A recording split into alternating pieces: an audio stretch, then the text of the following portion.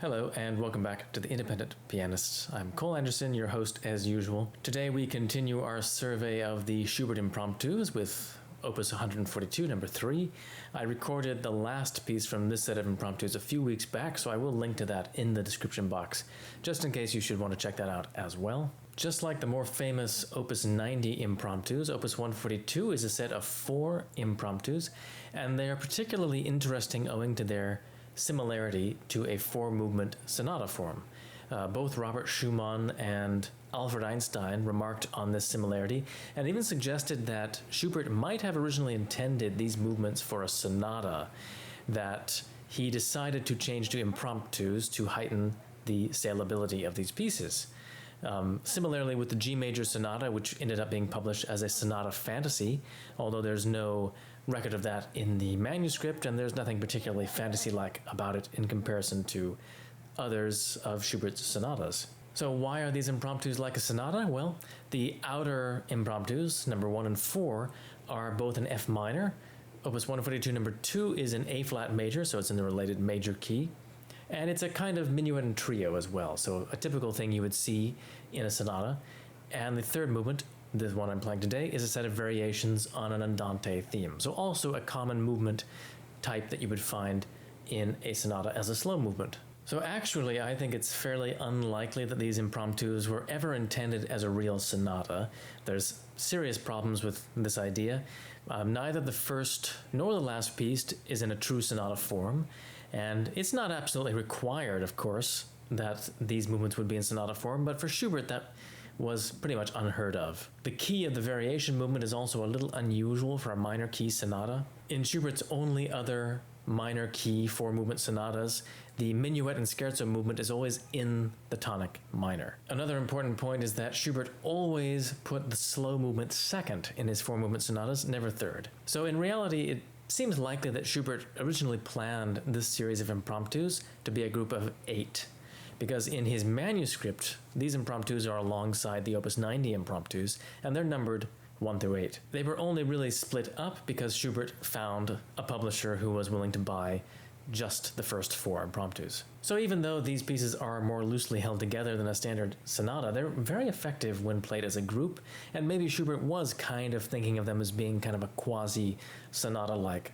structure. In fact, Opus 142 is much more effective when played as a group, in my opinion, than the more famous Opus 90.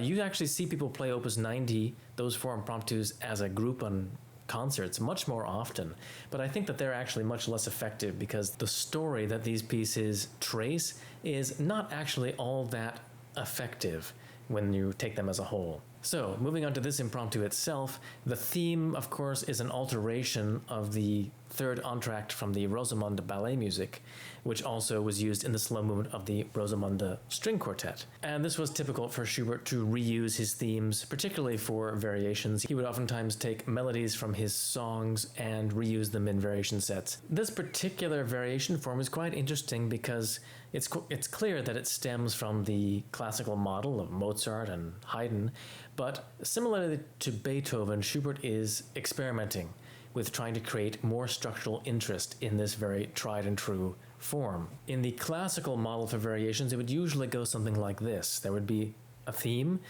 and all the variations would be either in the same key or in the parallel minor. So you might get G major variations, all the variations would be in G major except for maybe 1 or 2 that would be in G minor. The other thing you'd usually see would be a general acceleration of motion.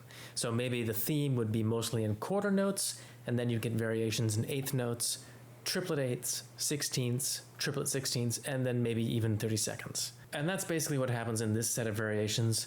It follows a similar kind of gradually accelerating curve, with a minor key variation thrown in for contrast.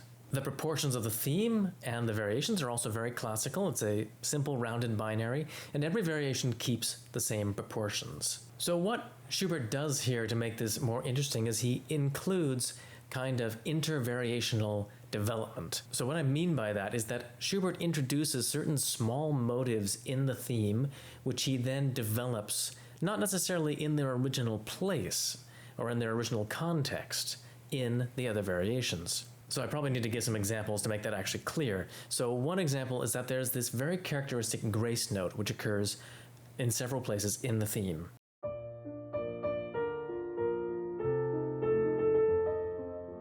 And Schubert uses it again in non-analogous places in the melody of Variation 3.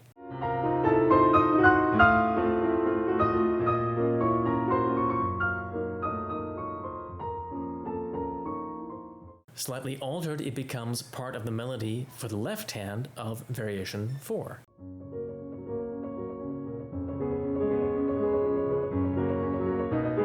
So that's one example. There's another example, a little motive in the theme, a little kind of turn. And this motive is transformed to make the opening of the second variation. It gets even more interesting when you realize that Schubert introduces things only in the variations, which then are used in other variations, are developed to create the material for later variations. So one example of that is the melody at the start of the first variation. Here, Schubert introduces passing tones and an upward arpeggio, which is not in the theme.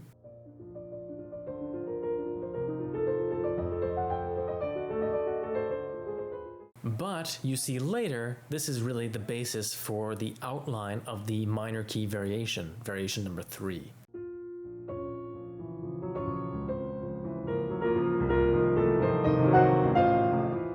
So the first variation has this kind of link to the third variation, and kind of in a similar fashion, the fifth variation is really a variant of variation number 2. You can hear they have the same left hand and the same kind of basic melodic outline.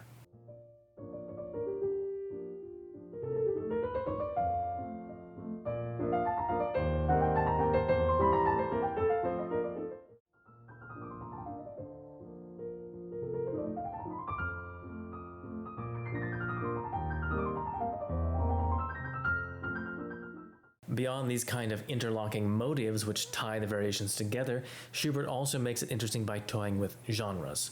So the first variation is obviously from something that he's drawn from his lieder. It's a kind of a brook or a stream. And Schubert used this type of writing all the time to reference water, especially in his lieder. The most famous example is probably the song cycle Die Schöne Müllerin. There's many songs from that cycle which use a very similar kind of piano figuration to create a picture of the water. The second variation, on the other hand, is a kind of a waltz which has been kind of stretched into a duple meter. So to do this, Schubert just adds an extra beat to give it a kind of off-kilter, humorous feeling, but we could easily imagine the original straight waltz version might go something like this.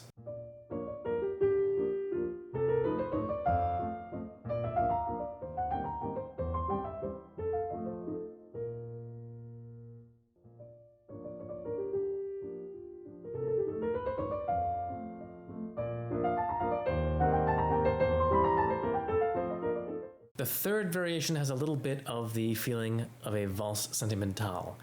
Only here, Schubert has sped up the motion of the accompaniment and added in a 2/3 kind of polyrhythm. So maybe a genuine valse sentimentale version of this idea would sound something like this.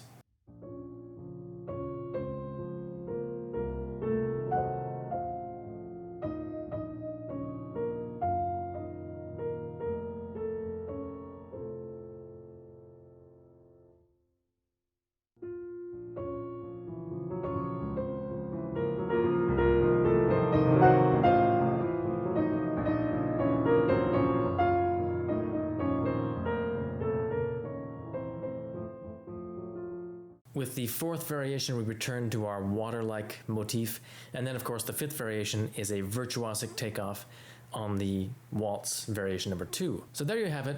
It's a really beautiful and interesting set of variations. I hope you enjoy the complete performance. I'll be uploading all the rest of these impromptus in the near future as well, so stay tuned for those. If you haven't already done so, please also consider supporting the channel financially. It really helps me to continue bringing you this content if you do that. The easiest way to do that would be to make a monthly pledge through patreon.com, www.patreon.com/independentpianist. And there you can sign up to pledge a few dollars each month to help keep this project going. If everyone who watched these videos and liked the content would just pledge a few dollars every month, then I could keep this project going indefinitely. So please consider doing that, but if not, you can also just like the video, subscribe, and stay tuned next week for some more great music.